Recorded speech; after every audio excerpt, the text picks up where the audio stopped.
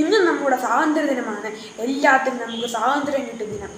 കുളിക്കാനും ഉറങ്ങാനും തിന്നാനും എല്ലാത്തിനും സ്വാതന്ത്ര്യം കിട്ടിയ ദിനം. അതുകൊണ്ട് ആഹാരം കഴിക്കാനുള്ള സ്വാതന്ത്ര്യം ആരും ഉപയോഗിക്കാതിരിക്കരുത് എന്നാണ് എനിക്ക് ഈ വീഡിയോയിൽ പറയാനുള്ളത്. മോളെ, ആഹാരം കഴിക്കാൻ മാത്രമല്ല നമുക്ക് സ്വാതന്ത്ര്യമുള്ളത് കേട്ടോ. ഈ ഇരുന്ന് വെട്ടി വിഴുങ്ങുന്നതേ കയറി അടുക്കളയിൽ കയറി പാചകം ചെയ്യാനായിട്ട് 10 പൈസയ്ക്ക് പണിക്കും കൂടെ പോകണം. എന്നിട്ട് വേണം വന്നിരുന്ന് ഇങ്ങനെ ഉരുട്ടി വിഴുങ്ങാൻ. അങ്ങനെയുള്ള എന്തെങ്കിലും സ്വാതന്ത്ര്യം എൻ്റെ മോള് ചെയ്യാറുണ്ടോ? ഇല്ല.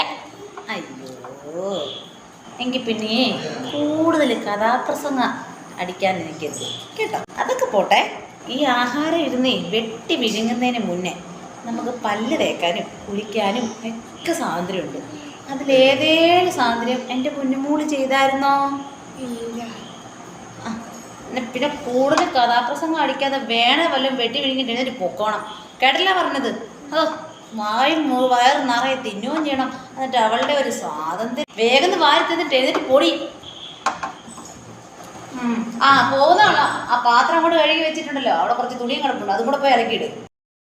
അവിടെ ഒരു സ്വാതന്ത്ര്യം കഥാപ്രസംഗം പറയാൻ മാത്രം നല്ല മിടുക്ക. വീട്ടിൽ 10 പൈസയ്ക്ക് പണി ചെയ്യുമോ? അതില്ല.